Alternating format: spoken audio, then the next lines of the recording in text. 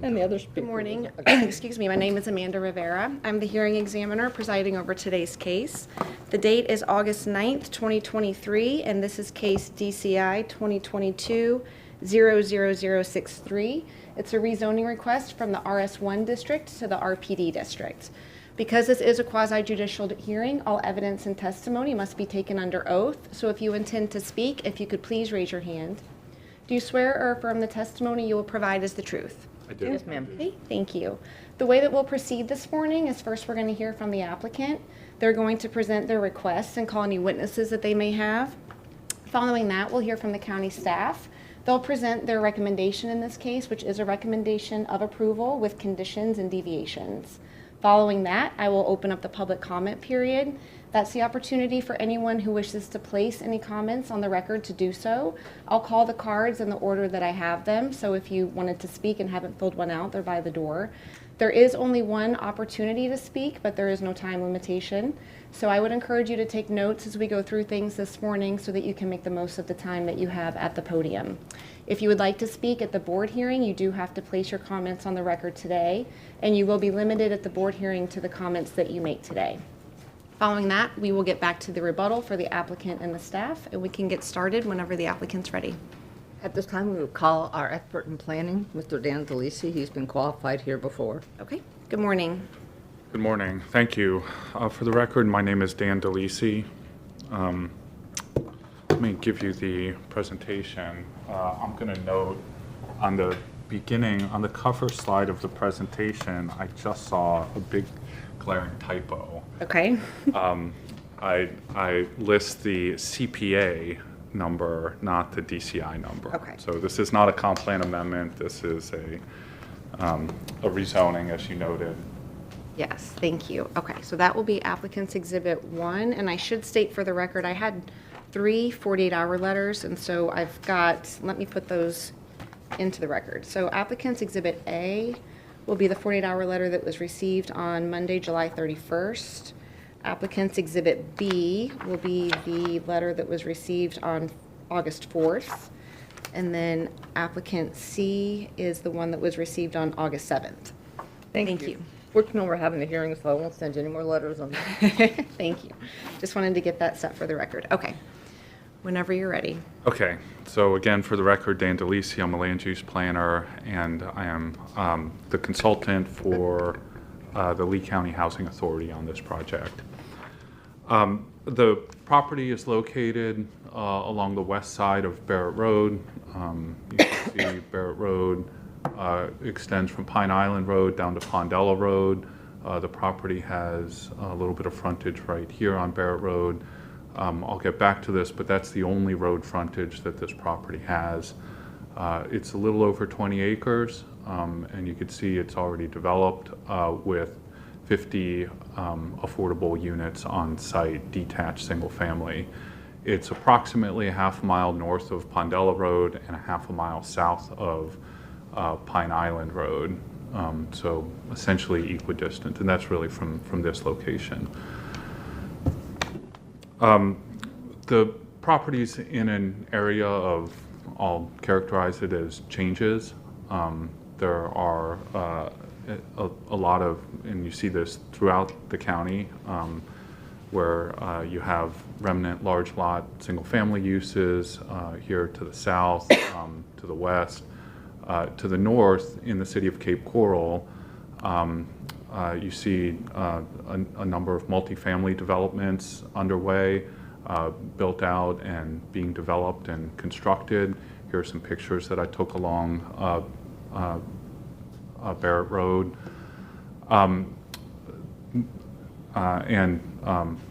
Sorry, there's additional vacant land. It's a mix, scattered mix of uses. There's also multifamily to the south along Pondella Road. The project was submitted concurrent with a future land use map amendment. That future land use map amendment was approved on July 21st by the Board of County Commissioners by unanimous vote. That meeting, there was a lot of discussion about the need for affordable housing generally in the county, And at this location, just the redevelopment of the existing affordable housing property. And that's why the property was changed specifically to urban community from sub-outlying suburban in order to accommodate affordable housing.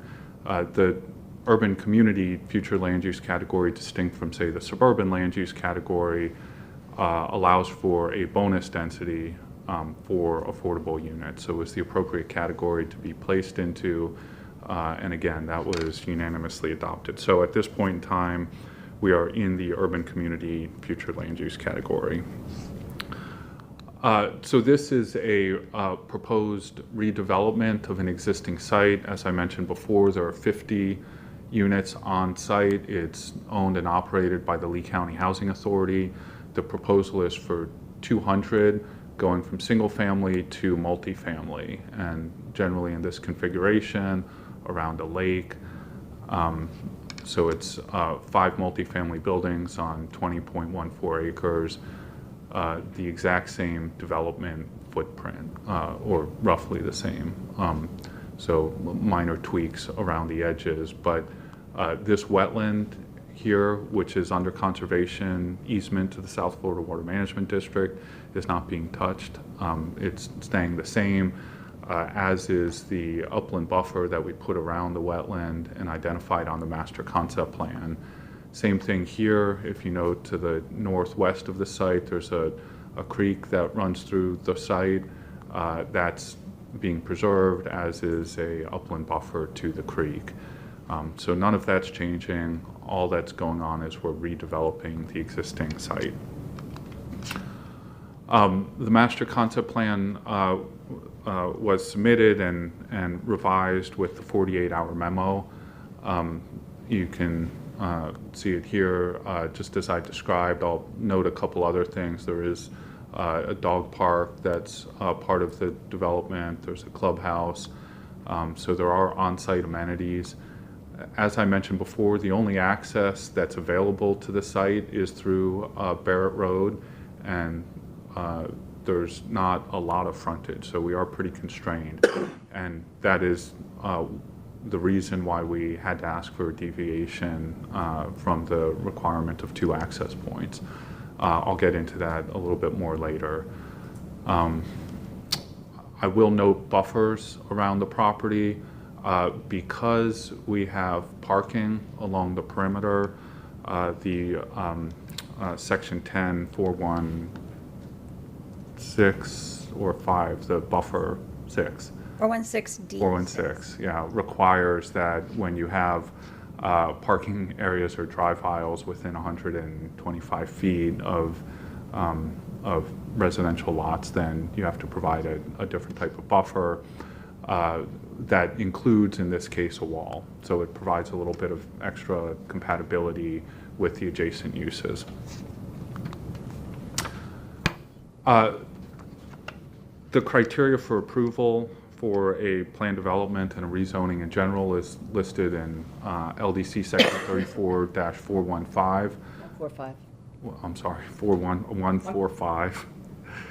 Jet lag. Yeah, I literally just flew back from Japan, so it is 10 o'clock at night there right now. I'll go through those criteria generally. The first one is consistency with the Lee County Comprehensive Plan. Again, as I mentioned before, we're in the urban community land use category right now, which allows up to 10 units an acre with an affordable housing bonus. And that is what's being provided. We're just shy of 10 units an acre. I believe 10 units an acre would be 201 units or something like that, but we're essentially at 10 units an acre. Policy 13512 specifically refers to the Lee County Housing Authority. It talks about the county continuing efforts to form public-private partnerships to produce affordable housing for very low, and moderate income households with local private nonprofit housing agencies, and it lists the Lee County Housing Authority. The intent obviously is to get as many affordable units within the county as possible.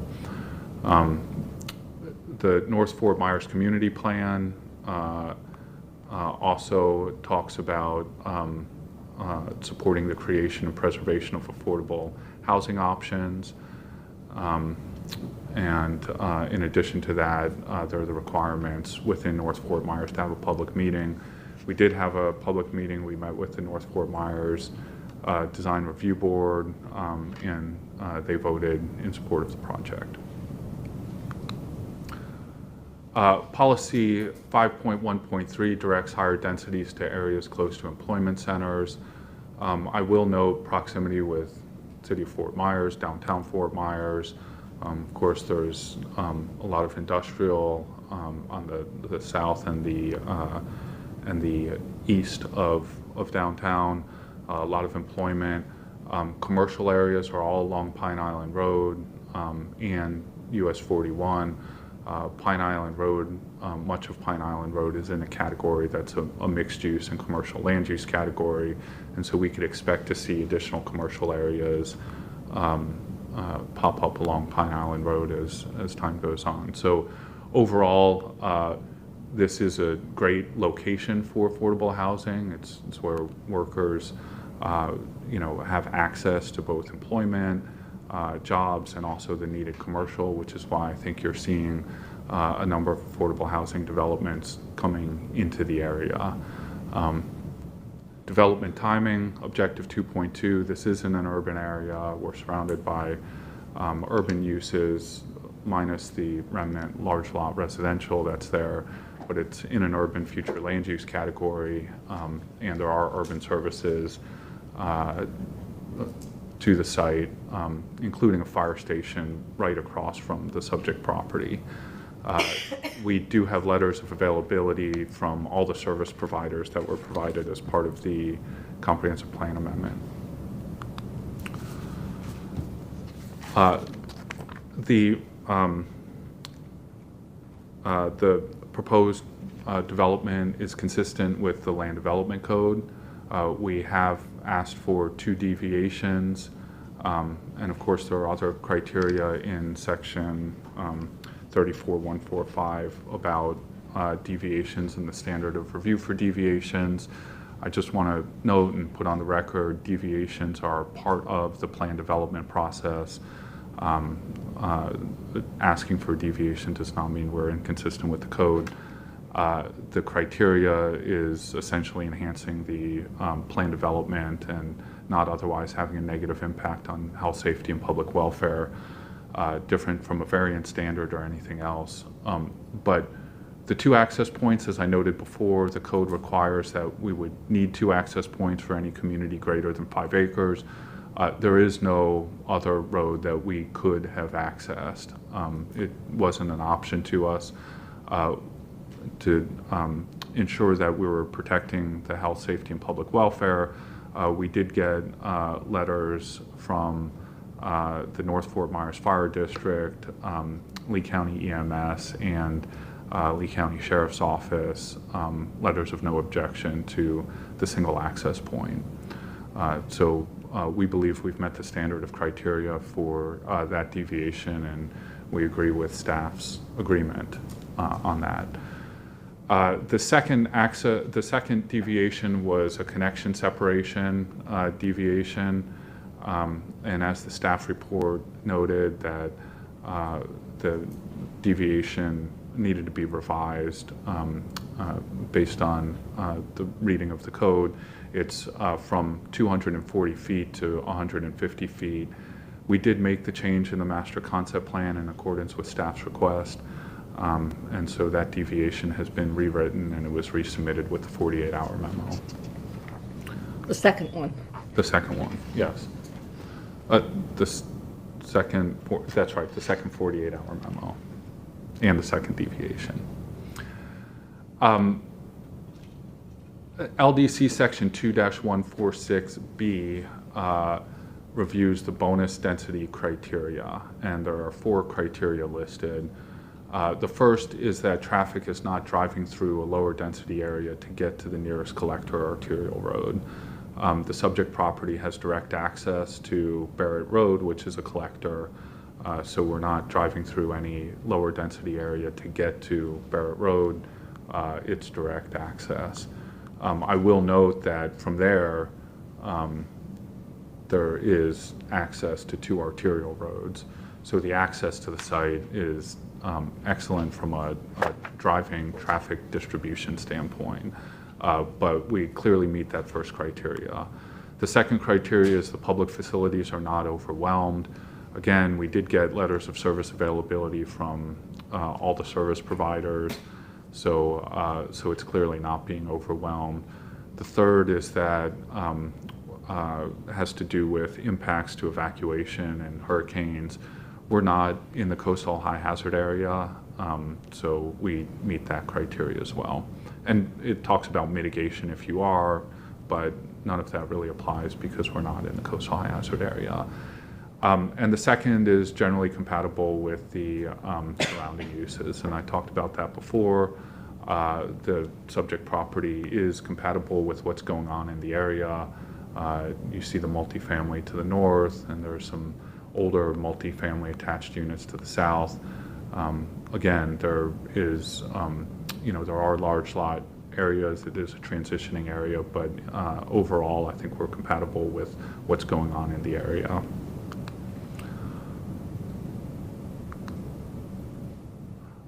Finally, the additional approval criteria, does the property have sufficient access?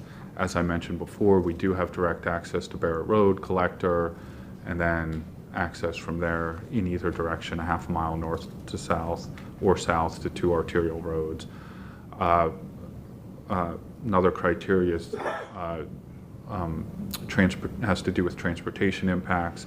I'm going to have Yuri get up after I conclude my presentation, but all he's going to say is the TIS demonstrates that there's a level of service C on Barret Road with or without the project.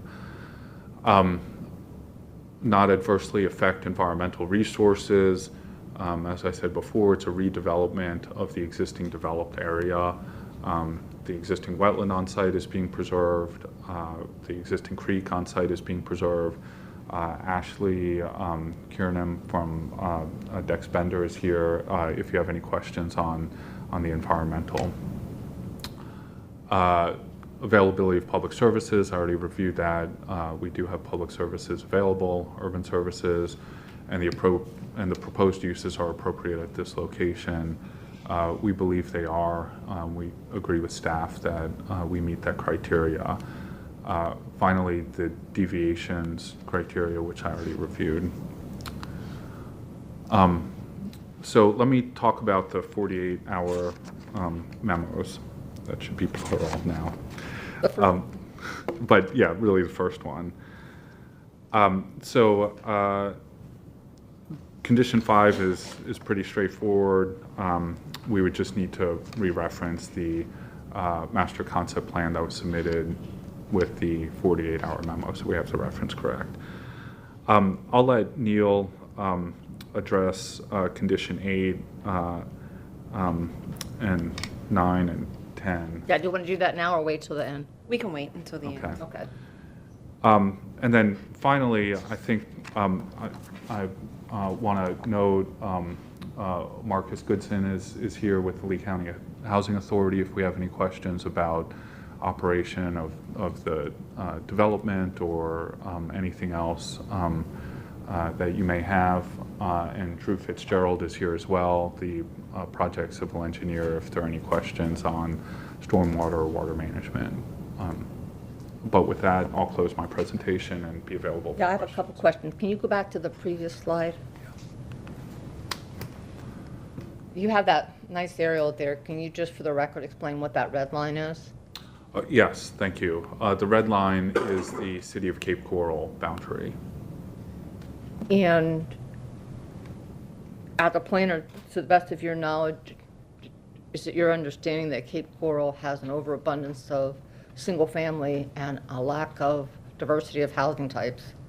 Yes, Cape Coral definitely has an overabundance of single family. And they also have limited commercial opportunities. Then, to the best of your knowledge, is Pine Island Road fast becoming one of the predominant commercial industrial corridors in the Cape? Yes, it is, and that's reflected on their future land use map and with the Pine Island overlay, Pine Island Road overlay that they have. So they recognize that Pine Island Road is a major commercial area, and they anticipate it continuing to be that. And I think you said it, but Barret Road is a county road, is that correct? Yes. And at the county road, you would have to get a limited development order or a right-of-way permit for access to the road. And if the road doesn't meet county standards, would it have to be brought up to county standards? Yes. Okay. Thank you. Thank you. I had a question on the, the wall, excuse me, on the revised master concept plan. Can you just indicate where along the buffer that the wall will be? Yeah, and let me get Drew up here to do that.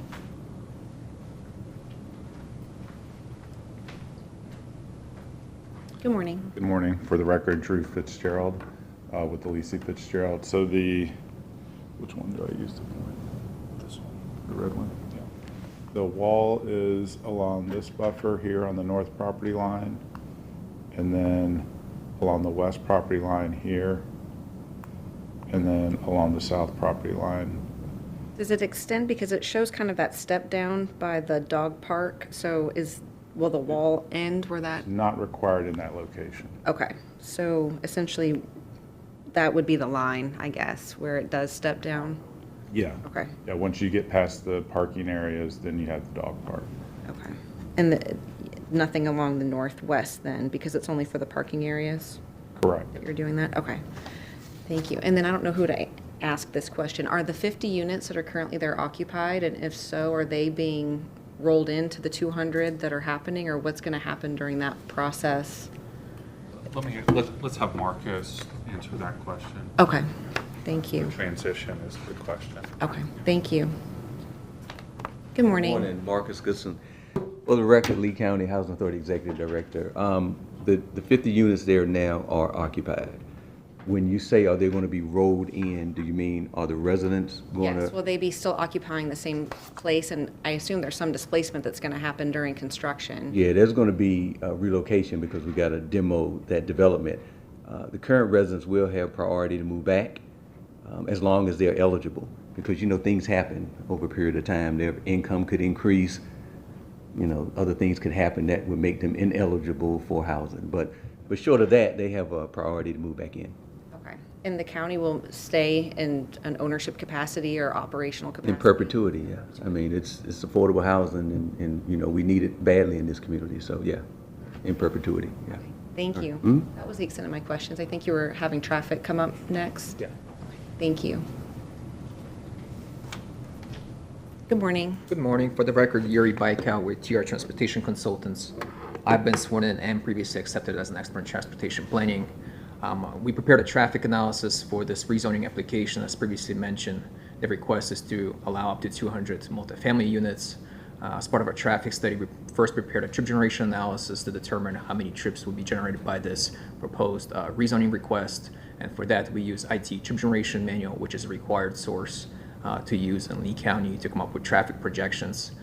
We then took the trips generated by the project and added them to the surrounding roadway network and conducted a future link level service analysis. In our analysis, we included Barret Road north and south of our project, which are the two segments that will be impacted by this project per Lee County traffic study guidelines for rezoning applications. And the results of our traffic analysis showed that Barret Road would operate at acceptable level of service C, both with and without project in the future project traffic conditions. So in other words, it will operate with acceptable capacity. And then we also analyzed the intersection of our set of access drives with Barret Road, and that intersection analysis indicated all movements will operate at acceptable level of service in the future project traffic conditions. And the staff has reviewed our traffic analysis and determined that the proposed rezoning request will not have a detrimental impact to the surrounding roadway system. And so that basically concludes my brief presentation. And then a more detailed traffic analysis will be prepared when we go through the local development order approval process with the Lee County. That's when we look at the need for turn lanes and other site-related improvements on our site access drive. Thanks. Thank you. I just have one more cleanup item that I spoke with staff about right beforehand. If you look at the conditions and deviations, attachment F, 2B is the site development regulations, and the height limits were inadvertently left off of that. They are noted in the staff report on the first page in the summary, 45 feet for the dwelling units and 35 feet for the amenity center. That reflects the request that was submitted. Can you indicate, there was mention of 2 Lee train stops that are close. Do you know where those are in proximity to the property? I can look those up. Those are, I believe they are on, It said within a quarter mile, but I wasn't sure if that was north or south or both. I believe that they're on Pondella Road. So they'd be a quarter mile from the bottom of the site, half a mile from here. So I believe that's where they are. I just need to recheck that. Okay, and then my only other question on the conditions that Neil won't be addressing. You mentioned the conservation easement was already recorded, and that's what the master concept plan shows, but condition 7 says prior to the issuance of the first DO. So has that already occurred? And I can remove that language and just, I think that's more of a standard condition without realizing we already have one, okay, so it is already recorded. my understanding, but That's what it appeared to be, but I wanted to clean that up before we.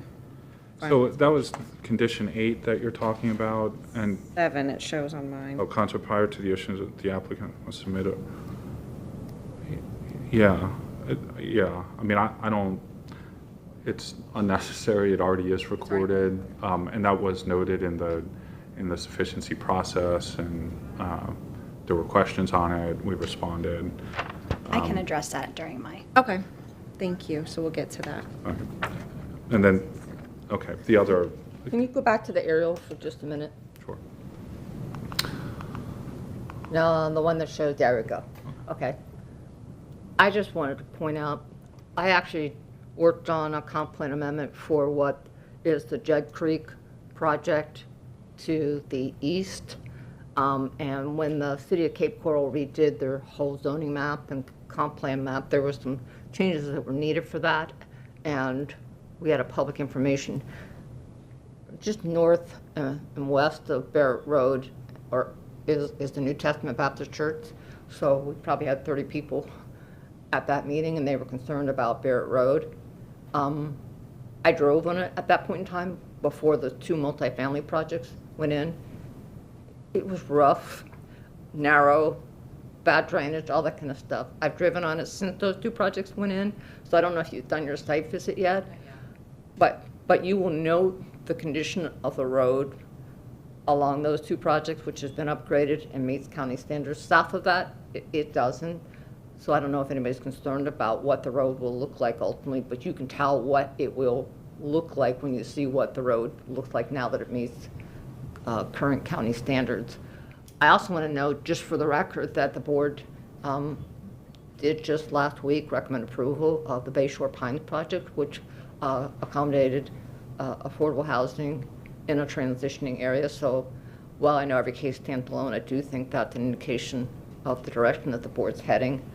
And I did want to ask Mr. Jalisi, is it your intention that the narrative and all the documents that you've submitted are going to be incorporated into the record? Yes, it would be our request that all of the documentation be incorporated into the record. Thank you. Thank you. We don't have anything else at this time. Did you want to go over the conditions now? No, let's wait until the public goes, or we can do it now, whatever you want. I'm going to have to go through them one by one, probably at the very end, but I wanted to give you an opportunity before. No, I'll wait. Okay, thank you. I don't think the public cares. I'd be wrong, but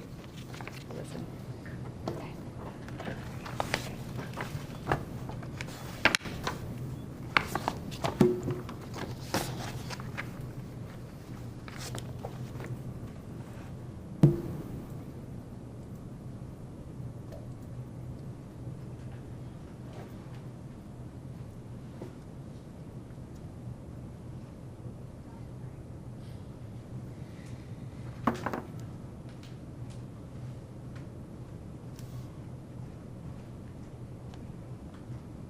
morning. Good morning.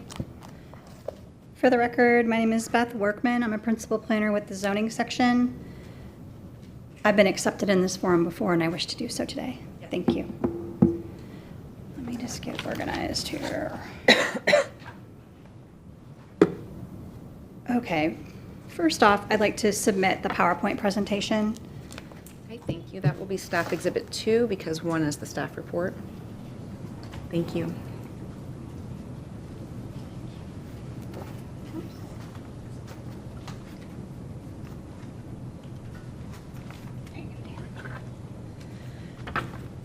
Okay, so the case before you today is DCI 2022-00063 Barret Park RPD.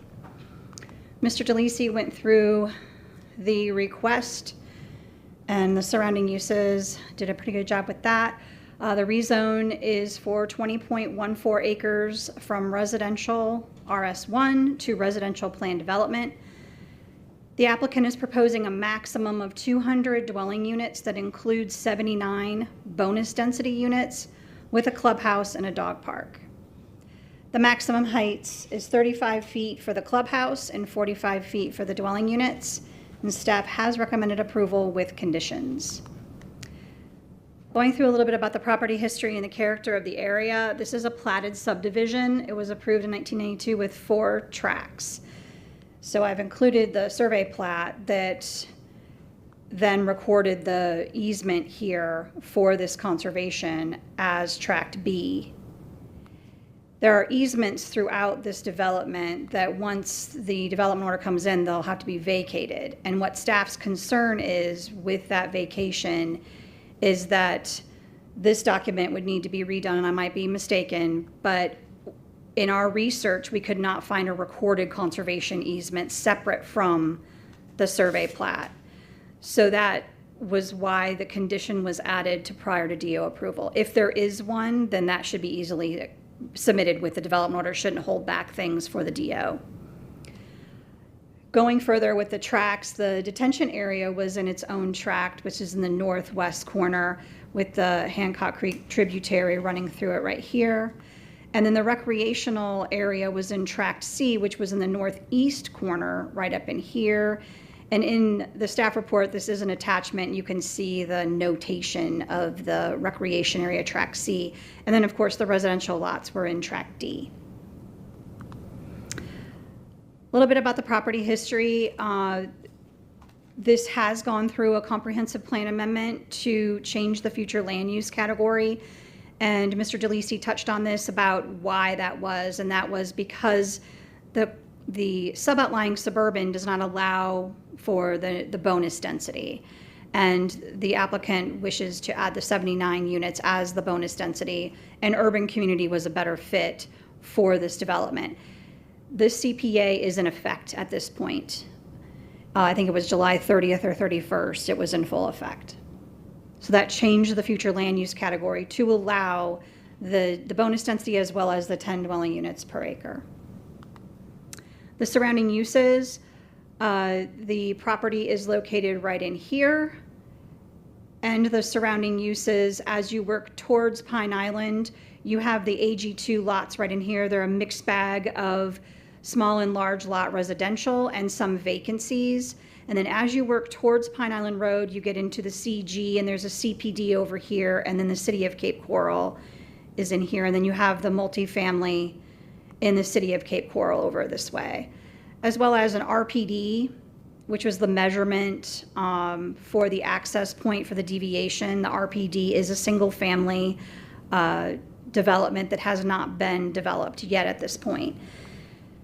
And then as you work again towards Pondella, you have this kind of the same scenario. You have large lot acreage in here with single family, but then you also have the multifamily with McNeil subdivision that was approved as a conventional rezone for affordable housing. I think it's a Habitat for Humanity project. And then you have the multifamily in here. So you have this mixed bag of residential. Again, going east and west. Heading to the east, You have, of course, the conservation easement, you have the single family, and then you have Barret Road, and then across the street are more single family in this region. I touched on the future land use category, urban community, the reason why the switch. It is, urban community is a mixture of intense commercial as well as residential uses. There are some industrial parks within the city of Cape Coral as you work up Pine Island Road. And then along Pine Island, you have a mixture of industrial, commercial, and then you have behind that, as you work south, a mixture of residential, whether it be multifamily or single family.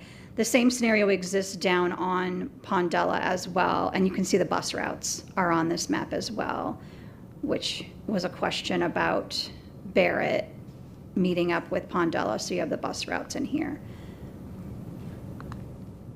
The master concept plan, this is the master concept plan that was part of the staff report. It is not the revised one. So I just wanted to point this out, that we do have a parking and drive aisle that is ringing the portion of the western part of the property as well as the south. And then the detention up in this region right here with an access point right in here. So wherever there is a drive aisle parking within 125 feet of a single family residential use or subdivision, there is an increased buffer. The increased buffer can either be a 30-foot wide or it can be a 25-foot wide. The applicant has chosen to use the 25-foot wide buffer with the wall that must be set back 25 feet from the property line. And so then the vegetation would be on the outside of that wall. So the wall's set back 25 feet and the vegetation would be in this gray area on the exterior side of the wall. So that is going to occur in this region right here because there's single family, as well as this down here. It's going to end right here where a B as in boy buffer, that's 15 feet wide with no wall. And then it'll be trees and shrubs, 5 trees every 100 feet and a double staggered hedge. Going through other parts of the master concept plan, this is the Hancock Creek tributary up in here. You can see the maintenance easement that is required as part of LDC section 10416 D9. And then there's a 25-foot wide buffer that's required. And there's a note here that the applicant has provided, which is straight from code, that states how you measure that 25 feet. It's either mean high water or it's top of bank, whichever is further landward. And at time of DO, they'll have to provide some sort of documentation showing where their measurement is for the 50-foot wide buffer. This easement can overlap in that 50-foot wide buffer as well. And that's written into the code. No condition is necessary for that. So going through some of the LEED plan policies, I mentioned the urban community policy 1.1.4.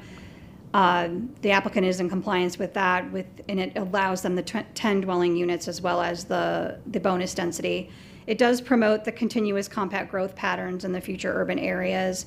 There's public urban services are provided, level of service letters were provided. There's bus routes to the south and to the north along Pine Island.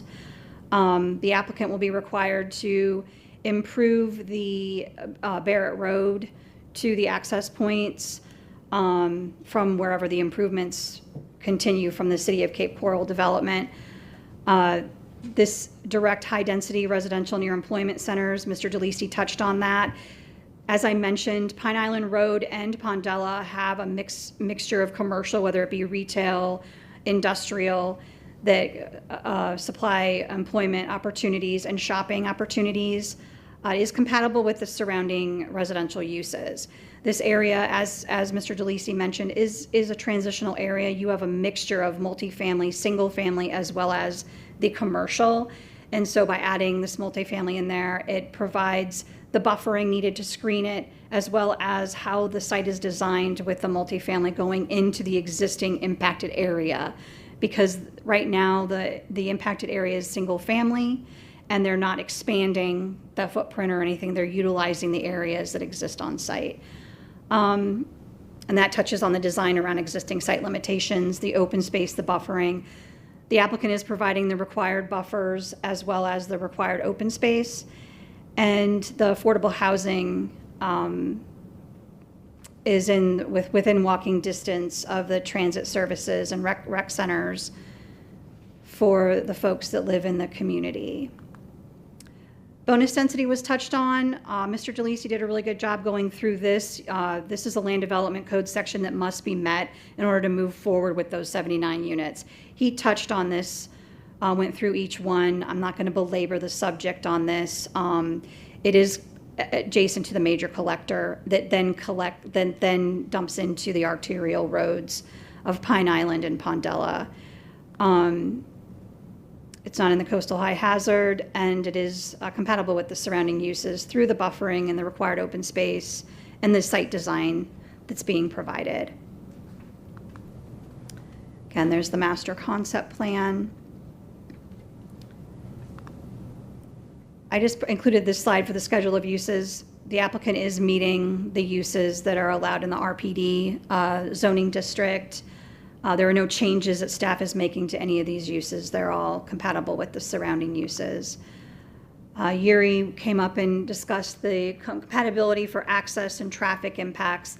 It is the level of C with or without the project, and the roads during the development order process will be established through a more intense traffic impact statement that's required that will determine the turn lanes as well as the road improvements. Surface water management and natural waterway. Kind of went over the natural waterway in this area right here. The applicant's providing a detention as well as the wet detention lake for stormwater runoff and then recharge before it goes out of the system on site. There is the drainage easement that's along here with the maintenance easement, and then the 50-foot buffer would be required in this area right here.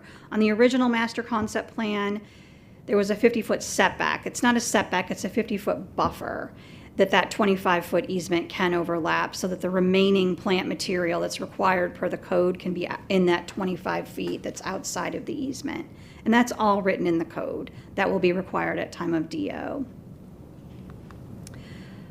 Went over the open space a little bit. The required open space for the entire site is 8 acres. The applicant must provide half of that in the form of indigenous open space, and that is required at 4.03.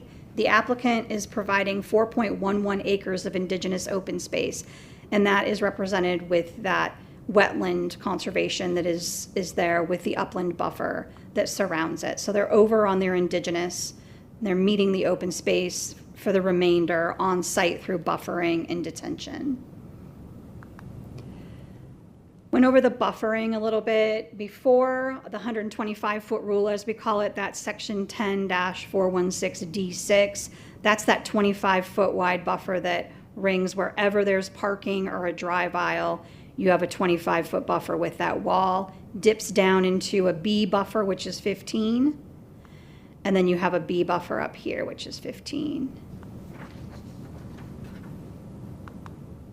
Environmental considerations, there was a protected species submitted and there were no indication of protected species on site. The open space is meeting the code and the buffers meet the code. Going through the deviations, deviation 1, Mr. DeLisi went through.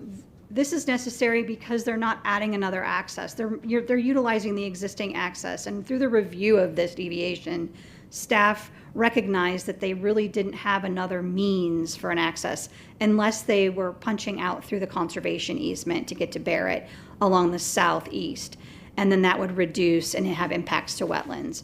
So with that, the emergency management provided condition 10 as part of the approval, and that condition I've put up here on the screen so we could get a better look at it.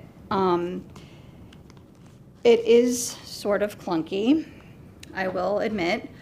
Prior to the issuance of a local development order, a notice to all future property owners must be recorded by the developer in the public records, allowing construction of the access to the development.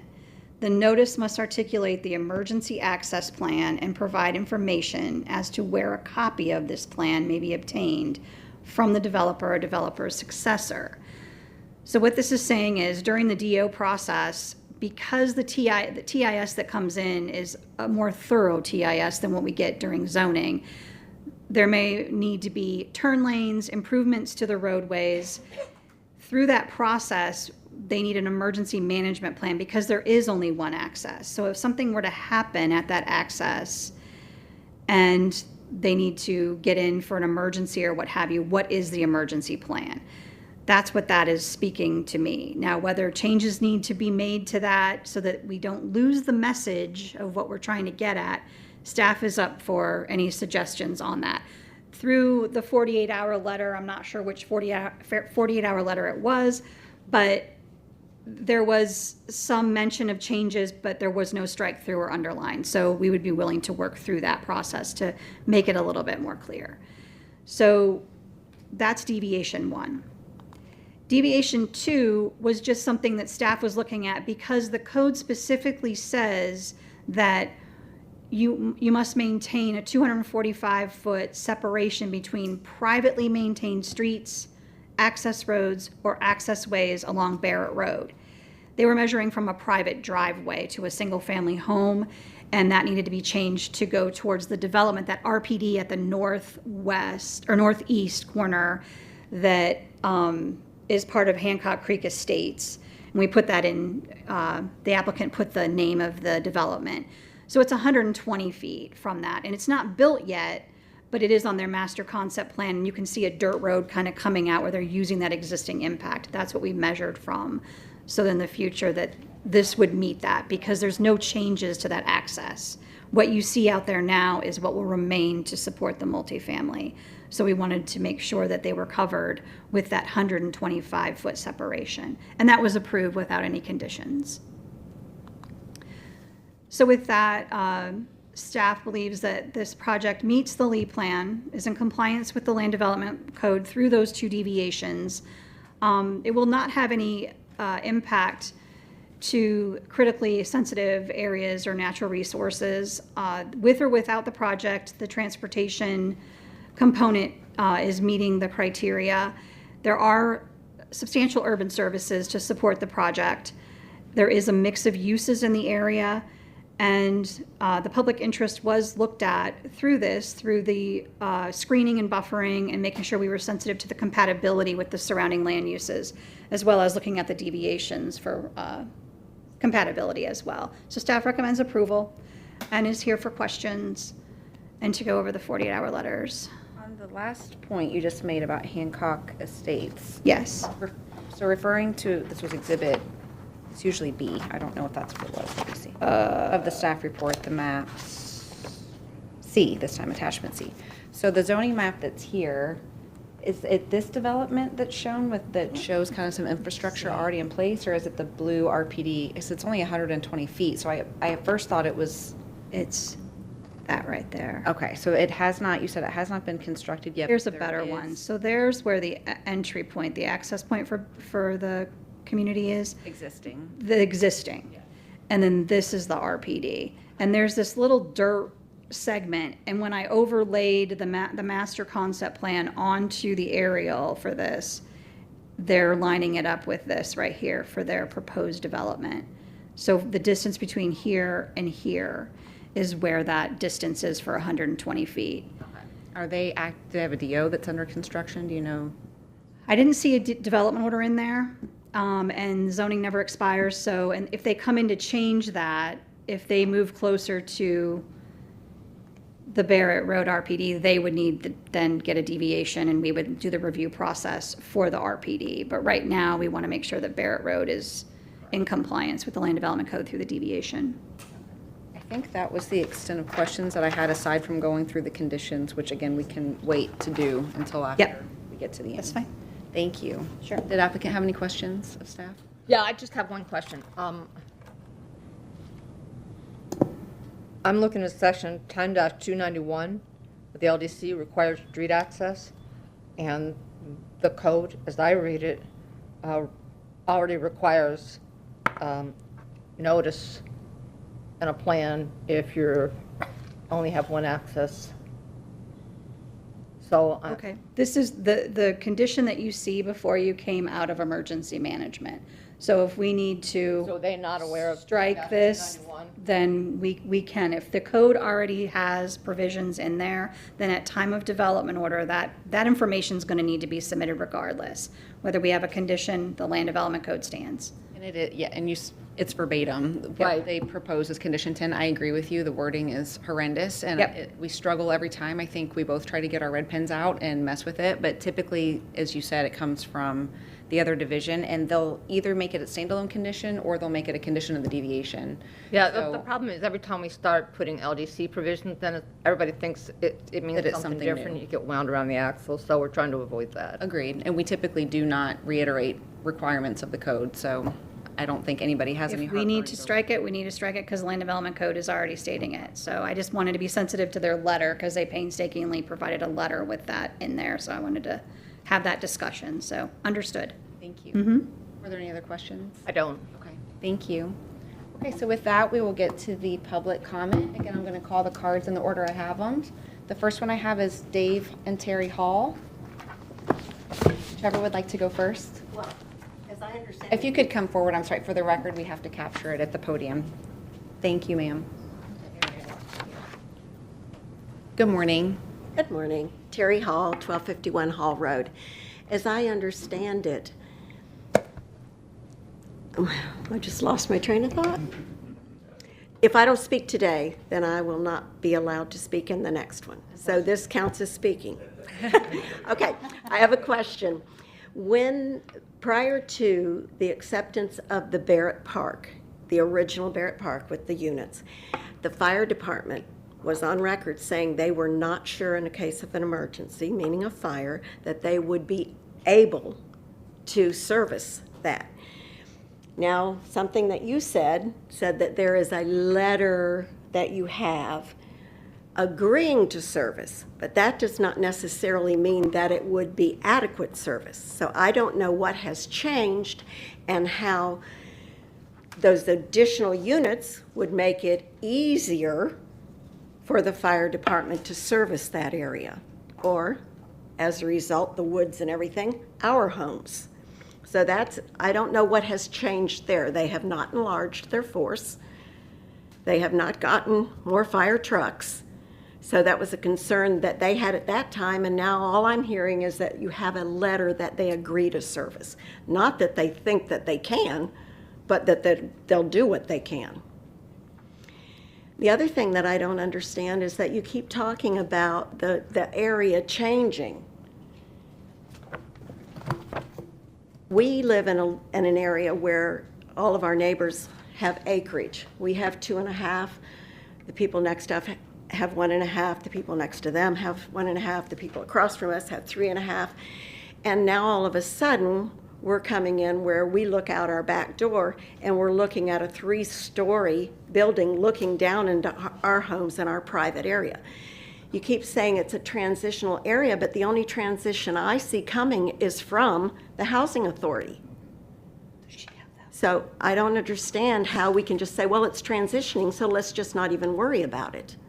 I mean, what's the sense of having zoning where people intentionally purchase large areas of property and are surrounded by large areas of property, and that's what our intent is, to live out our lives, and then it doesn't matter what we say or think, they can come in and build all around us. In our backyard, we've already got a housing. It's not a low-income housing, but it's a Habitat for Humanity. That butts right up to our back property. That's going to house quite a few people. We have one just down off of McNeil. So there was a term a long time ago called undue concentration. I don't know if that definition has been stricken. I don't know what it means anymore. There are lots of questions that we have. And then we saw this whole red line around the area saying that that was the Cape Coral boundaries. And you made specific notes about Cape Coral needing more multifamily and affordable housing. Isn't Barret Park in North Fort Myers? So I don't understand this. there are so many acres and acres of land in Cape Coral. I don't understand why our little corner is being just crowded out. I mean, we live there. You can say what you want about Barret Road. Yes, they have improved it, but it does not have sidewalks. We watch the students walking down the street from school, and they're having to almost go into the ditch. This is on a daily basis during school. They have to go into the ditch when the cars are driving there. There's a little S curve there. People go off that curve all the time. The more traffic, the more concentration of accidents and things like that. It is not a safe area. They talk about it being close to public transportation. It's not a convenient area for them to walk in. And I don't know how you think that they're going to walk 2 or 3 miles to work. There really isn't employment opportunity there. Within 5 miles there is, but not within walking distance unless they're going to work at the Circle K or whatever on Pondella. But other than that, there's not. But there's so much I don't understand, and I don't understand the cost of displacing these families in all of that time. I don't understand that. Where are they going to go? If there's no housing available, where are those 50 families going to go? Whose cost? There's just so much that doesn't make any sense to us. I mean, if you're sitting there and you're just in black and white on a piece of paper and think, oh, this would be a great idea. Well, not so much. But the safety factors and the fact that what we call undue concentration, we're just surrounded about it. And I have to be honest, one of my major concerns is our property value. And we're at the age now where we're retired. So it's not like we can go out and just say, oh, we're just going to move to another area. We would like to, if this is a done deal and it doesn't matter what we say, we would like to at least voice the fact that instead of 3 stories, it would be 2 stories and things like that. But I just hope it's not a done deal. I mean, they don't even maintain the property now. So I can't imagine that it's going to get any better with more units there. So, thank you. Can I ask you a question? Yes, please. Can you identify where you live on the aerial so we can better understand your situation? Okay. This is our house. This is our brother's house. This is our son and daughter-in-law's house. We own this property right here, and this is what's all been cleared. This is our backyard right here. This is Sapa Drive, and these people own 3 acres, and there's an acre here and an acre here, and then you have that. So, but this is our home right here. And Okay. this whole property is ours. So what's to the south of you on that C1 property? Pardon me? What is that? Yeah, what is that? Commercial. It's an auto auction. Oh, that's right. It used to be the North Fort Myers That's on Funeral Home. Pondella. And now they've cleared that all out, and but it's some kind of an auction where they do it all online, but they have all the, Okay, yeah. all right. Yeah, we weren't real happy about that either, but. Thank Oh, and one more thing. You said you had the North Fort Myers meeting. We never got any notification of, not any of our neighbors, no one. So did you just have a Barret Park meeting? No, I was One at the talking. church. I was talking about something that happened in the city of Cape Coral. No, you specifically said something about you asked the residents and nobody was, Oh, We can respond. Right, okay, thank you. We're taking notes as everyone speaks, and then during the rebuttal, we'll address all the questions. Okay. Thank you, ma'am. Then, so did Dave Hall, did you want to speak also, sir? Okay, thank you. So the next one I have is for Catherine Hall.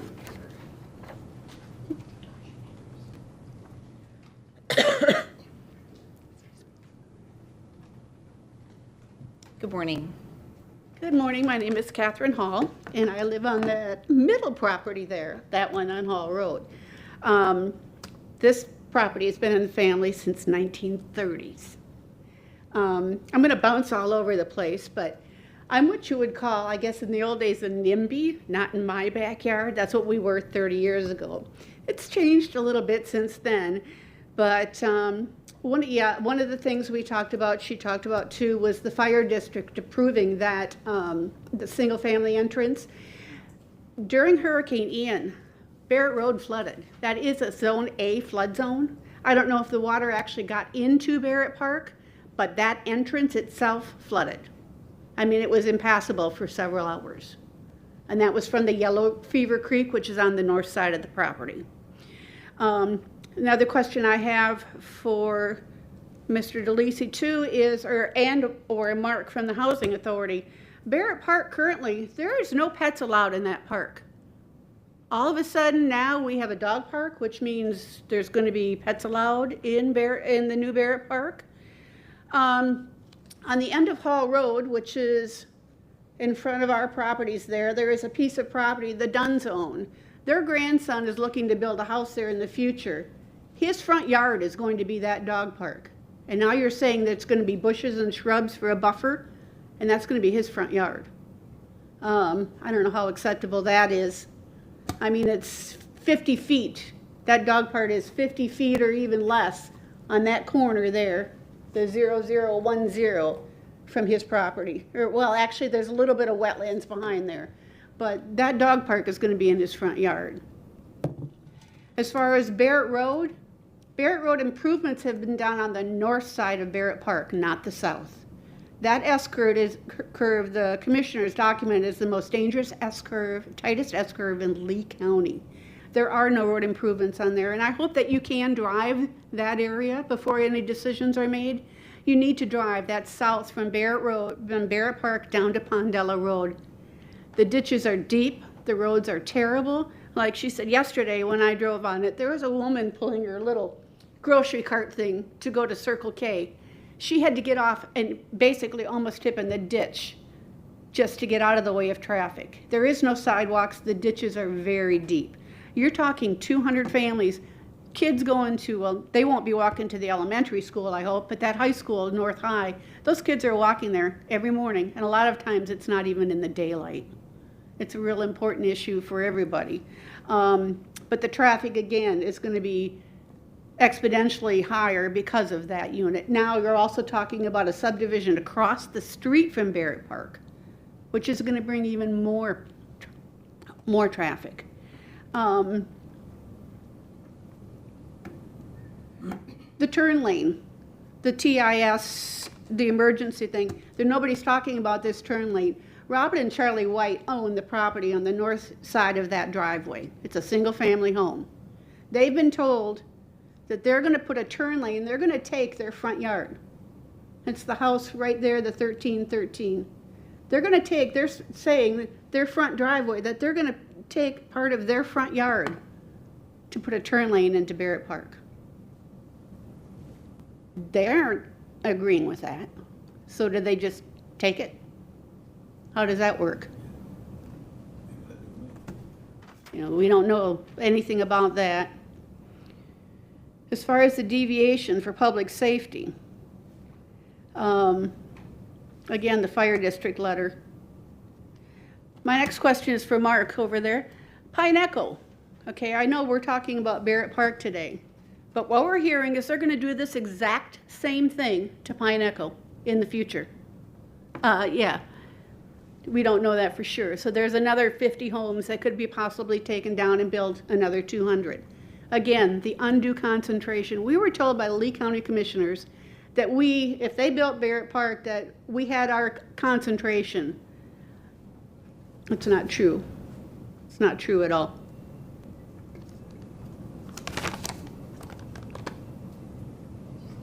Okay, I guess that's everything I have. Thank you. You're welcome. For coming today, ma'am. That was the only other card I had. Did anyone else wish to speak? Okay. So we'll close and we'll come back. Do we need a break before rebuttal, or are you ready to address everything? Do you want to just take like 5 minutes? Yeah, let's do that. 5 minutes? Okay. Let's take a 5-minute break, maybe closer to 10, and come back at 10:15.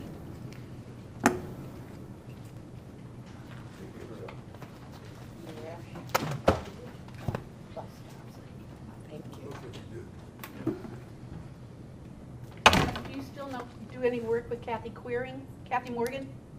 Did you ever see any of her work come through still? No. Land Development Services. Yeah, no, I don't. I worked for her years ago. Yeah. I haven't heard that name in a while, but I haven't seen anything come through. I mean, I've kind of changed. I was doing a lot of the environmental review. Like, I did developmental review for 10 years. Right. So, like, I would be reviewing the landscape architecture drawings and Right. that on this. But then I switched gears, like, around 8-9 years ago and went to zoning. Was doing environmental zoning, and now I'm doing all of it.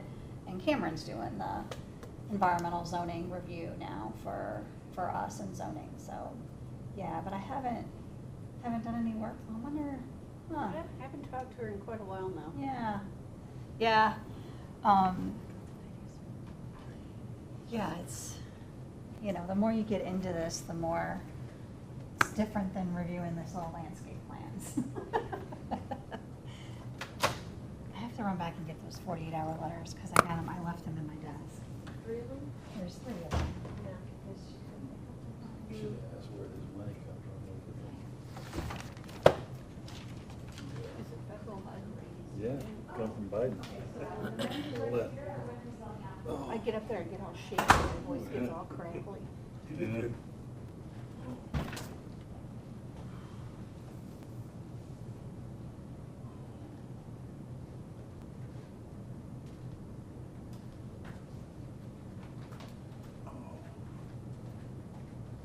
That's what I didn't see, those 2 houses on the end of McNeil Road with the houses that got Habitat on their side yard and Barret Park in their front yard.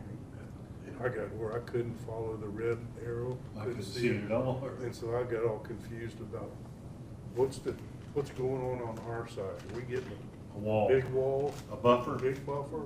The wall, and a buffer and a wall. I know, but one's a big buffer and one's a little buffer. so, And okay, then and one's a buffer behind, with no wall. behind Brian's, half of his property is gonna have a wall and half isn't. Right. Over by the wetlands. Over by the Oh, wetlands on the there end of Hall ain't Road, be no building there, Right, right. but, parking lot or anything. so yeah, Brian's property is gonna have half a wall. Half of it Right, wall and half not. I mean, yeah, you really. can see where that's gonna go for the kids walking to high school. Boom. Right down Hall Road. Yeah. Also, the RPD, the big property across from Barret Road's going, single-family homes. It's gonna be like a Moody River Estates or Yeah, something. Creek, something creek, Yep, Hancock Creek. yeah. It'd be gone. That's a shame. You know, they may change their mind. Is it gonna be single family? Yep, all single-family. Yeah, really. They may change their mind after this monstrosity goes up. Yeah. And they'll just send it to them and put another monstrosity. How come they're not here Family homes. fighting it? I mean, I You think the developers would add it be here? Yeah, really. don't see where we can complain about single family. No. Just, again, the traffic though, depending on how many. You ain't gonna, that ain't gonna matter. They can put the entrance further up towards Pine Island. you.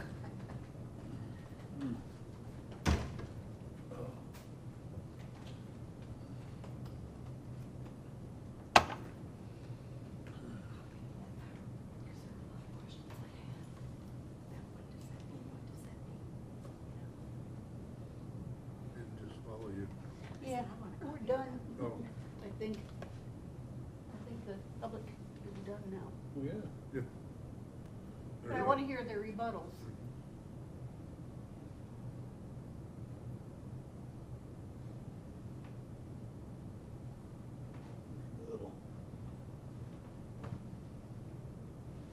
Dog park. Barret Park has no pets.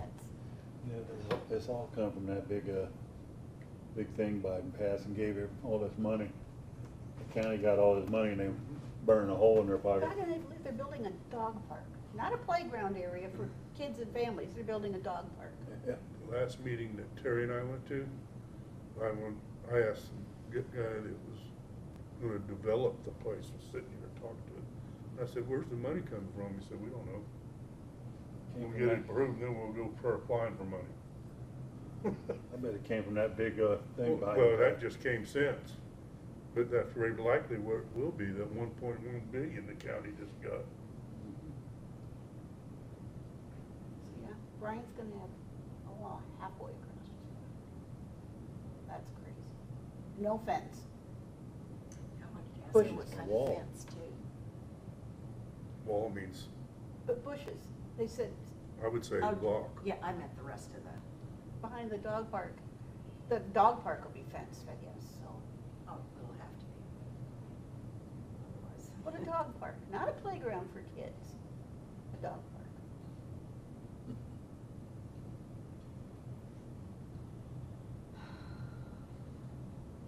Who's gonna clean up the poop? Lee County, Will it be like the pigs that lived by us? Is that what we're gonna start smelling? people, they don't maintain it now. We drove around through there a week or so ago. Yeah, It looked like crap. I just don't. You can tell they haven't been maintaining it because they knew they were gonna tear it down. Yeah, really. Did everybody go home? I think so. When I asked him about Took 5 minutes. about Pine Echo. You scared them He away. did this. Yeah. I'm sure of that. That When would've I been asked him nice. about Pine Echo, he went like this, is what his hand Yeah, went through us back here. Oh, Oh, Well, I that means yes. I didn't understand any of that Hancock, whatever. What's that? They're gonna build a new subdivision right across from the entrance. And all that In the woods there. woods, across the street from Robert and Charlie's. Yeah, they're building a That's gonna be a new subdivision. subdivision. Right across from it, right across from the entrance. All those woods right there. Yeah. You think they'd be here today, have something to say about it? Dan, do you have an extra copy of your PowerPoint with you? Yeah. Care, but, you know. They're developing, you think they'd care? It's not a big deal. It's gonna be building again. Yeah, Yeah. so that property. Who's gonna?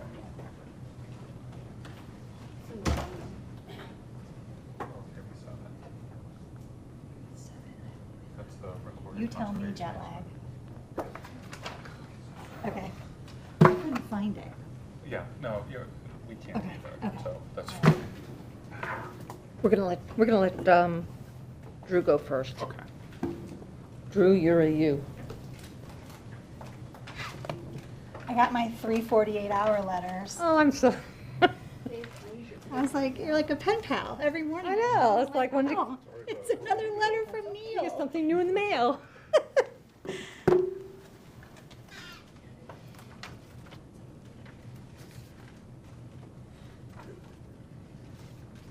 Well, I mean, sort of how that happened is just, I'll put a note at the top of my calendar. Oh, yeah, the wrong hearing date, like. you- Well, this said 48-hour letter due today, and I just saw it and went, gotta do it. Oh, I did the first one, and then both Drew and Dan are like, you know, it's not this week. After I did it, I was like, this doesn't seem right, because Dan won't be here, he's in Japan, that can't be right. So it's like, so it's next week, so it's like, okay, well, I'm early. This The is last my one. week The letter. last one addressed my outstanding issues in my staff report, which I was really happy about, because that's why I did it, because I wanted you to respond in a 48, and I'm like, they're not even reading it. And then the third one came in, I'm like, oh, there it is. Okay, good. Or no, it was the second one, because the third one was Ashley on, so yeah. So I knew Drew was gonna do a new MCP, but obviously I didn't have it a week in advance, so. And then Dan calls me, hey, knucklehead, you know that the hearing's not this week? Yes.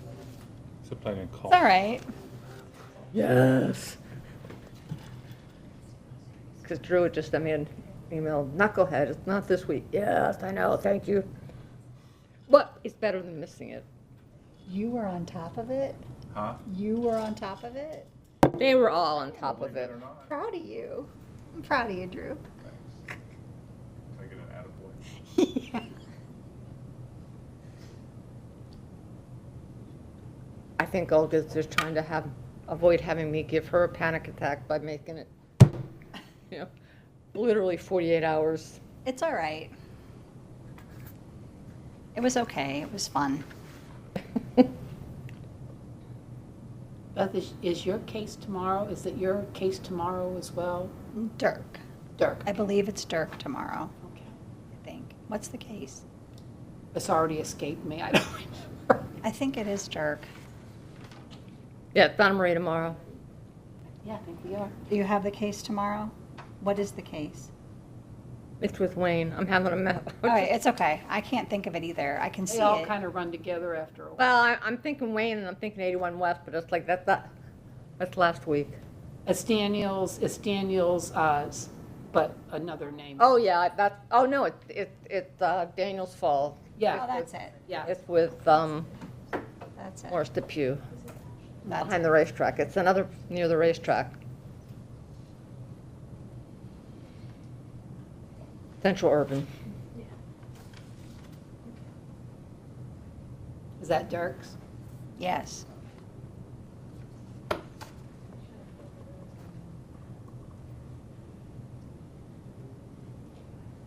Are you coming tomorrow as Ted? Me, he's out somewhere. Now where? Don't know. I don't ask anymore. There aren't enough places for him to visit. Can you just tell us when he's in? You know, as opposed to when he's out. I should just share his calendar with all of you. Who's the hearing exhibitor for tomorrow, Neil? I mean, he just got back Donna Marie. from wherever. He went to California and Vegas. Well, Is he coming back? well, No, he, he came back. Maybe, oh, he's. Came back for a week, now he's going back. well, and he missed the hearing Oh. because he missed his flight in Atlanta. Oh. Atlanta's trouble. So I sent him an email and said, don't they have cars there? Can't you be here for my hearing? That's what I did. I was just gonna say, you know. You get a star, Dan. You get a star. And you were coming from Japan. So it's extra point. With no sleep. He went for more than 24 hours with no sleep. I was pretty wired on that drive back. I did, for the last 5 hours, take one of those 5-hour energy I was going to shots. ask you, was it just natural or did you like? No, I was getting a little worn out, so I took one of those energy shots. Okay, we're back on the record and we're ready for rebuttal. Okay, thank you. We would recall Drew Fitzgerald.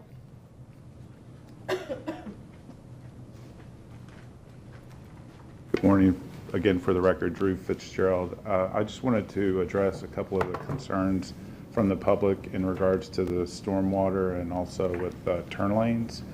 So the trip generation for the turn lanes does not indicate that a right turn lane is going to be needed at this point. There is an existing left turn lane coming north on Barret Road. As far as if there was a right turn lane that were required, the green line on this map shows you where the property line is versus where the right-of-way is, and any of those improvements for that turn lane would be within the right-of-way. So they would not be taking anybody's yard or anything like that for those improvements. Again, we don't think that a right turn lane is going to be warranted. But that decision will be made at the time of development It order. would be made at the time of development order. The property, from a stormwater standpoint, the property currently has a water management system. It's been permitted through South Florida Water Management District. We will have to do the same thing for the redevelopment. If Barret Road went under during Ian, it doesn't surprise me. That was a 100-year event, and this is not an evacuation route, so it wouldn't have been designed to withstand those types of elevations. So for it to go under, for a couple hours is not surprising. So the South Florida Water Management District, though, will review a permit that you'll apply for separately that will evaluate. And the goal of that permit, does it require you to show any kind of water quality or quantity requirements? I mean, are you allowed to flood other areas, or will it require you to maintain everything on your site? Everything has to be contained on site. We have to provide water quality treatment and attenuation so that when the water is discharged off-site, it bleeds off-site and it can recharge the groundwater. And so we can't discharge more than what would be discharging off-site now. Okay. Is there an existing ERP from what you know? There is. Okay, but the system will be redesigned, I would expect, because you've got the lake proposed now. Yes. The detention area, there is a dry detention area on the north side of the development that's pretty much being kept intact. And then there is a lake being added. So there will be some modifications that will require additional South Florida Water Management District permitting. Okay, so there's a separate agency that you'll be held to account Yes. ongoing? Okay, thank you. And to follow up on that, your ERP is your water quality certification, and you meet state and federal water quality standards. Is that correct? That is correct. And just in more layman's term, your post-development runoff can't exceed your pre-development runoff. That is correct. Thank you.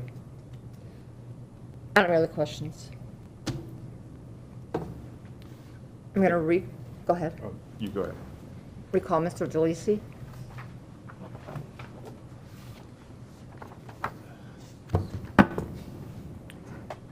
Okay.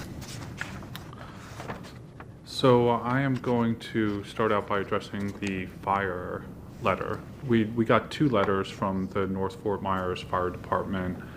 I believe both of them are in the staff report in different locations. The one I'm going to refer to is in the comprehensive plan amendment section. So it is, when I downloaded the PDF, it was on page 179 of 361. And I'll read it. This is in response to our letter of service availability for the comprehensive plan amendment, where we have to do an analysis of what's existing versus what's proposed. And so we specified going from 50 units to 200 units. And their letter, and I'll just read it into the record, the property is 20.14 acres in size and is currently in the sub-outlying suburban land use category, which allows up to 2 units per acre. Currently, the property is already developed with 50 single-family units. Your client is proposing a plan amendment to change the property to urban community so as to allow for 200 multifamily units.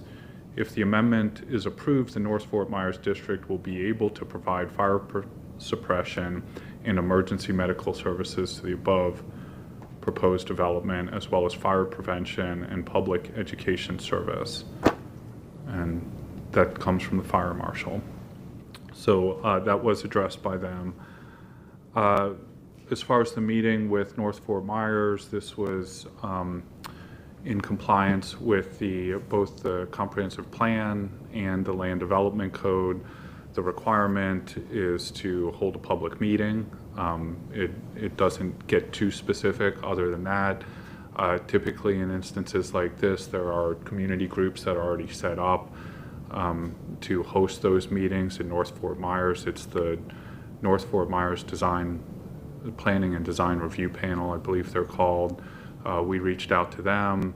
They gave us some specifics for how they wanted us to advertise it. We did do a public advertisement. We had to post a sign on the property, which I personally did. And we met with them and gave them a presentation, and they heard it, and they thought of, they endorsed it, so to speak. I mean, they voted on it, whatever they do. Do you recall where the publication was done? A news press. Okay, so you'll have to go back to them before the development order. So if people wanted to be aware of that meeting, would the news press be their best resource to go to find that? Yeah, that's correct, yeah. Okay. And so the land development code identifies that before your application can be found sufficient, you have to have a proper meeting if you're in a planning community. That's correct, yeah. And the staff found that the meeting requirement was satisfied. Yes, we did everything in compliance with the code and the comprehensive plan.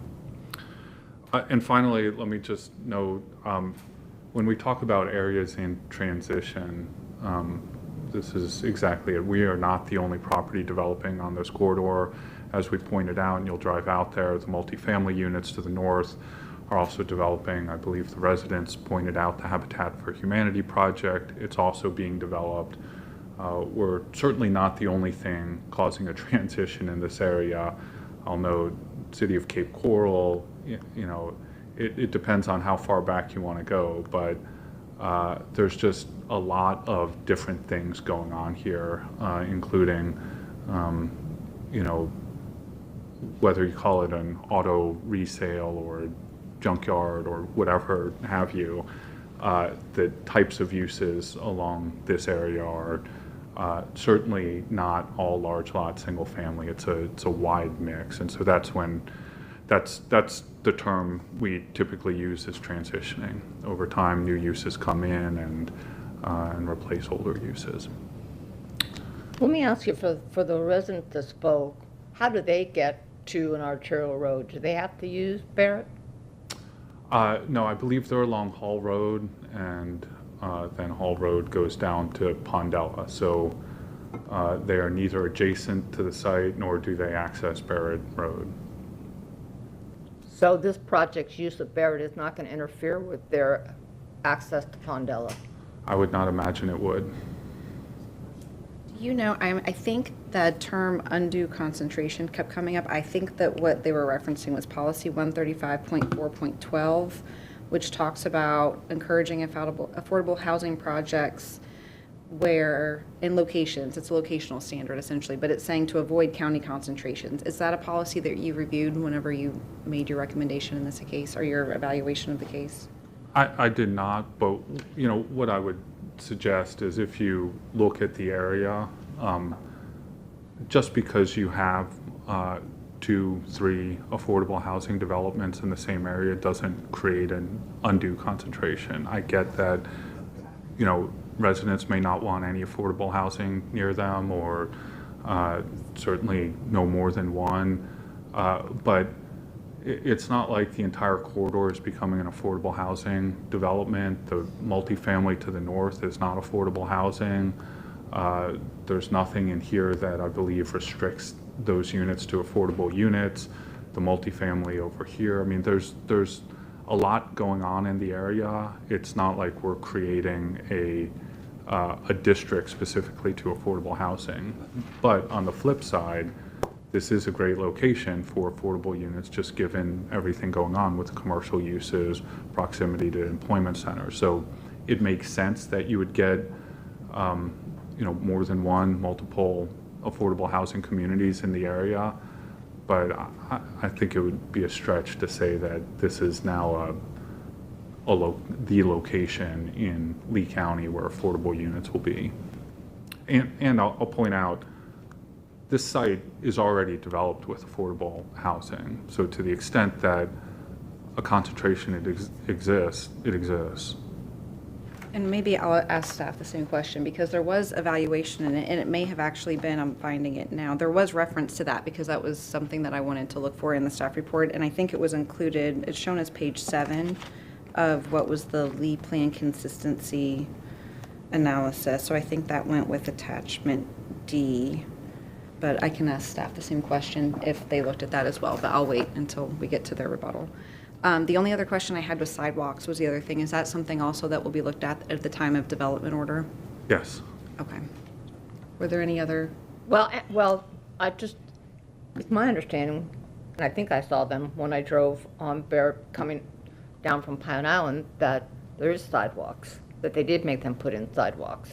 For the new portions that have For the been? new portion. Yes, And just so you know, the one on the north is Continental, and that's market rate. And then Lennar, I think, is a combination of multifamily and townhomes, and that's market rate as well. So they're not, quote, affordable housing. In fact, that's why we're here. Thank you. Was there any other rebuttal? No. Did you have anything? Did I miss anything? Thank you. Staff had some comments, please. So, okay. Did you have more? Did you have more, Neil? No, I was going to jump ahead to the conditions. I was ahead of myself, sorry. You good? I'm good. Okay. All right. So I'll touch on the affordable housing and the concentration. So when staff reviewed this, we were looking at it as an existing affordable housing site that they were coming in and going to add more units to. So we weren't really looking at it as a new location site because it's already earmarked for that, and it's Lee County Housing Authority. So, when the McNeil came in, this was a conventional rezone that came up. That was new. That was a new rezone that happened couple of years ago, but this was an existing. So that's how staff looked at it. It was already earmarked for that. It's already owned. If this was a new site, if they came in and purchased, then we would need to evaluate this even more because it is new and it was not earmarked for that. So that's kind of how we looked at it from our point of view for the 79 bonus density units for equaling the 200 for the multifamily.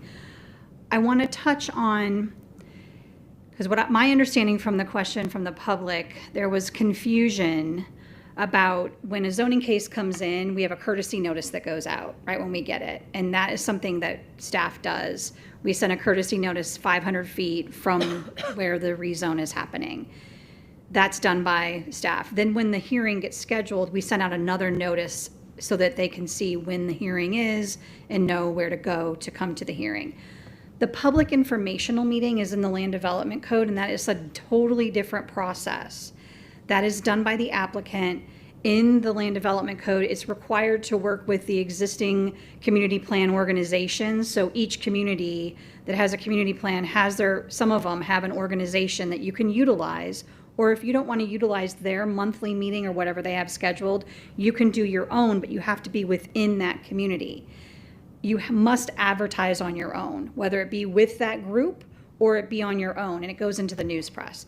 That is something outside of what county staff does not schedule that. The applicant must, and that must come in. We have a sign-in sheet, we have minutes of the meeting, and we have the advertisement, a copy of the advertisement in the news press that must come in before we can find this case sufficient to schedule to hearing. So I wanted to there's different things that go on with zoning cases, and I wanted to establish that. So the applicant did meet that criteria of having that public information meeting.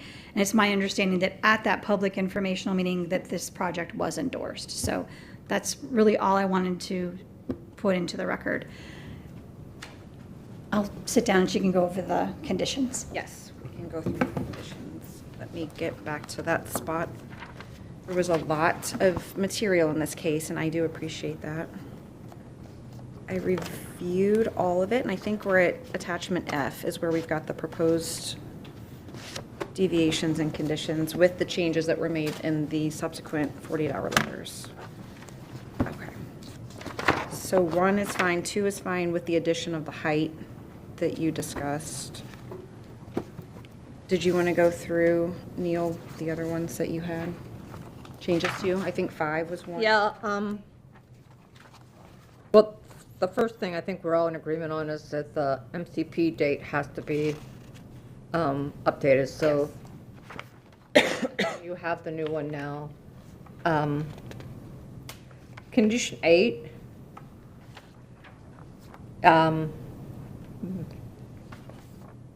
the state statute provides that you can't hold up a permit or zoning for a state and federal permit. So, but the county also has regulations, that you can't proceed till you have those permits. So that's on the applicant, and typically we have the condition that says, hey, I'm putting you on notice essentially that you have to have the required permits. So I don't know that I think this is necessary, and a lot of times they're on dual permitting tracks, and you get your DO, and then it's taken sometimes 2 to 3 months now to get the vegetation removal permit. So that's a long time frame. So, and they require, Beth knows this better, they like to have pre-construction meetings on the site. So it isn't like somebody's going to go out there and negatively impact the wetlands, if they need a state and federal permit. On that issue, did staff have any comments on that? So the reason this goes into play is because a development order can be issued without the district permit, but it's a soft permit that's issued with a condition on stipulation that no vertical construction can occur. And then you have to submit your district permit so we can make sure that everything matches, and that if you have impacts that the district is acknowledging them and whatever that mitigation is, and then we issue a veg permit. The veg permit is the stopgap.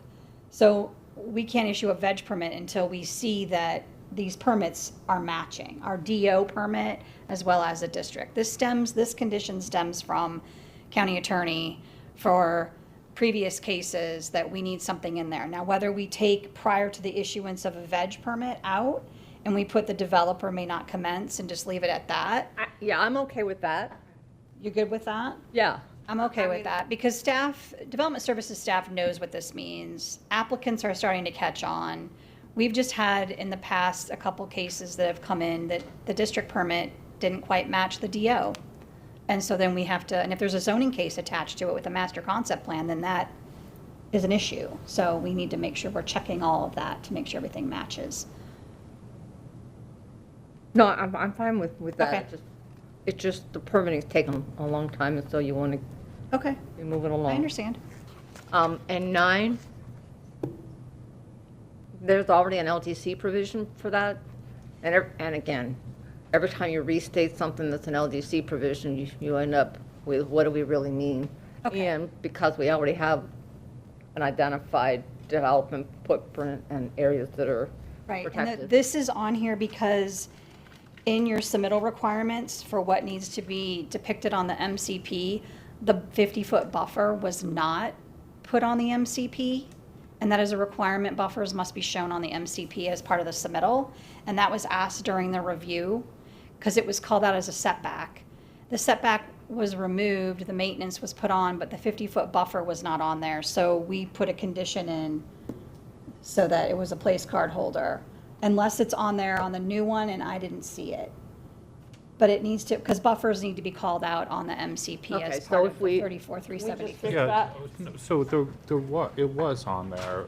I mean, There's a note. there's a note, exactly, the 50-foot natural waterway buffer from top of bank or mean high water, whichever is further, CLDC require. I mean, we put the note exactly as staff wanted it, to just simply reiterate the code. There's a code, you It's know. more of line work, because you have line work on your type B buffer, you have line work on your 125-foot rule buffer, because you have an overlap of a maintenance easement on there. So we want to see where the maintenance easement is and where the 50-foot line is on there. I If guess- the hearing examiner feels that the note suffices, then, Yeah, we're doing DO level stuff which we shouldn't be doing. well, the code requires you to label your buffer widths on a master concept plan. Which, it shows the 50 feet and the note. It shows the note, and what you're looking for, I guess, is another dashed mark, essentially, just to show the bound. Just, yeah, how the other buffers are notated. Is that really a big burden to do that and turn it, if I leave the record open for 2 days or however long you need to do it? I understand you might not feel like it's necessary, but then we can get rid of the condition if it's shown on the master concept plan. Well, why don't we just, I mean, I'd rather just keep the condition. The condition is just, all it does is reiterate the code. The reality is if we showed nothing on the master concept plan, it's not like we asked for a deviation. We're held to the code as. I'm trying to meet a 34,373 code of requiring buffers to be depicted on a master concept plan. It's one of the requirements. We depicted the buffer of this exactly as we depicted every other buffer with a note saying what the buffer requirement is. Well, and I think she's saying that on the other ones, you do a line work and you do a note, and so I think she just wants to see it the We same. rarely do line work on master concept plans to show how far into the property buffer goes. I but know, I understand. I I'm just get it. asking if it's something that you can easily do. Yeah. 50 feet from the top of the That's right, yeah. The line work's already on there. I mean, it, you know, maybe we just need to label it. I don't know how you, so, That's why the condition is there, because the land development code explicitly has the way you measure the 50-foot, which is mean high or top of bank, whichever is further landward. And that's what the note is saying too. So if the hearing examiner feels like the note suffices, we're okay with the condition being pulled off. That's why they're gonna get wound around the axle. I agree. I understand now. Yes, because you are right. The line work is actually, it's pointing to the dashed line. That's the 50-foot line, is that yes, correct? Okay. that's correct. Okay. And you could see where, I mean, it's 50, I mean, you could just eyeball it that it's 50 feet. It's fine. If that's gonna work, that's fine. I don't want to get wound around the axle at time of DO when we're waiting to house people. I don't And either. so that is why the condition is in there. Okay, so then condition 10 was. And we already talked about, and that's the one that's in the LDC, so we can rely on the That's, we're LDC. striking that. Right, okay. Okay, And you knew that, but the person that sent you the condition probably didn't know that was in the LDC already. as I said, we see it a lot. It's lifted exactly from the LDC, so I think it's something that they look at when they review it and they carry it forward. But those are very minute details that we can get worked out. Was there any other comments that anybody needs? I didn't have any other. No? Okay. Did you have any other questions? Oh, no, I don't I did have not. anything. Everything got I don't answered. have anything else. Okay, thank you. Okay, so with that, I will conduct a site visit before I issue a recommendation to the board. Once the recommendation comes out, if you filled out a card today, you'll receive a copy of that, as well as the date that the board hearing will be held, and that will be the final decision in the action. So thank you, everyone, for coming today, and please stay well and stay safe. Thank you. Thank you. Thank you. Go down McNeil Road.